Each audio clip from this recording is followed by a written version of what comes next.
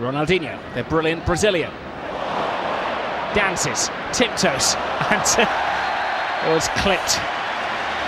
That's the only way to stop him. It's really like chasing a बहुत ghost. कम footballers अपने career में इतना कुछ अचीव कर पाया था जितना रोनाल्डिनो किया था।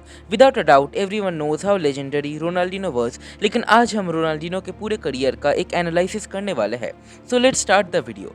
Chapter 1 beginning. रोनाल्डिनो का करियर स्टार्ट हुआ था ग्रेमियो में। यंग रोनाल्डिनो के अगर आप मैचेस देखोगे तो आपको लामिन यामाल के बारे में थोड़ा बहुत याद आएगा। जस्ट इमेजिन लामिन यामाल जो आज करता है फुटबॉलिंग फैंस को इम्प्रेस करने के लिए, रोनाल्डिनो उस समय सेम काम करता था but with better skills and more brutal defenders.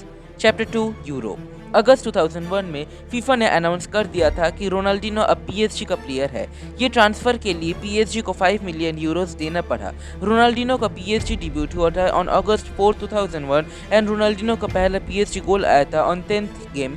लेकिन लोग रोनाल्डिनो को गोल स्कोर करते हुए नहीं देखते थे। People used to recognise him for his raw skills and dribblings. लेकिन रोनाल्डिनो के ऊपर एलिगेशंस आना शुरू हो गया कि वो बहुत ज़्यादा टाइम स्पेंड करता है इन पार्टीज। लेकिन इससे रोनाल्डिनो का परफॉर्मेंस पर बहुत ज़्यादा इफेक्ट नहीं हुआ। पीएसजी के साथ कुछ सीजन्स बिताने के बाद Ronaldinho thought of leaving France क्योंकि पीएसजी कोई मेजर ट्रॉफीज एंड लीग्स जीत नहीं पा रही थी। उसके बाद रोनाल्डिनो इन 3 क्लब्स में से कोई एक में जाने के बारे में सोच रहे थे। वो मैनचेस्टर यूनाइटेड के ऑलमोस्ट साइन हो चुका था, लेकिन अंत में उसका ट्रांसफ़र हुआ बार्सिलोना में। बारसा का कंडीशन उस समय पीएसजी जैसा था। वो लोग स्ट्रगल कर रहे थे ला लीगा में, चैंपियंस लीग में एंड डोमेस्टिक लीग्स में। बहुत सारे talented players and legends like Rivaldo and many more Barça छोड़ रहा था। वहीं दूसरी तरफ रियल मैड्रिड वर्ल्ड के बेस्ट प्लेयर्स को साइन कर रहा था and form the galacticos.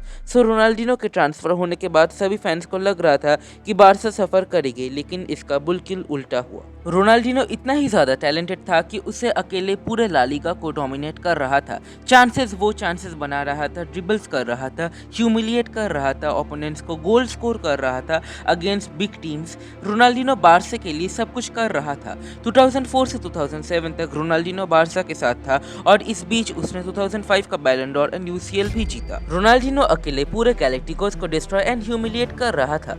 Ronaldinho ने मेसी का पहला गोल भी असिस्ट किया था, लेकिन रोनाल्डिनो का नाइट लाइफ एंड पार्टी बहुत ज़्यादा बढ़ चुका था। इसी वजह से उसका फिटनेस एंड फ्लेयर बहुत ज़्यादा डिटोरिएट हो चुका एंड इसी वजह से उसको बार्सिलोना से निकाल दिया गया एंड फिर उसका ट्रांसफर हुआ सीरिया में in AC Milan.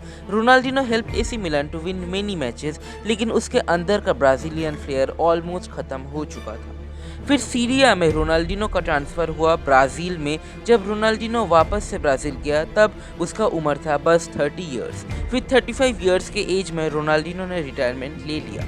Chapter 3 observation. तो रोनाल्डिनो के 17 इयर्स लॉन्ग करियर में उसने सारे ट्रॉफीज जीत लिया। एक बैलन डोर, एक वर्ल्ड कप, एक चैंपियंस लीग, एक कोपा अमेरिका, एक कोपा लिबर्टाडोरेस, एक ला लीगा, एक Syria, 2 FIFA world player of the year and many more. Chapter 4 conclusion.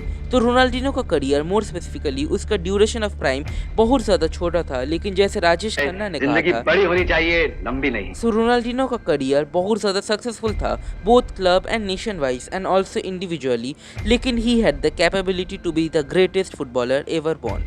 Party life, alcohol and drugs ruined his career and also he was very inconsistent. इसी वजह से हमें Messi and Ronaldo का respect करना चाहिए for their consistency. And ये था आज का वीडियो। अगर आपको ये वीडियो पसंद है तो चैनल को सब्सक्राइब करना, इस वीडियो को लाइक करना। मैं मिलता हूँ अगली वीडियो में, तब तक के लिए bye and thanks for watching.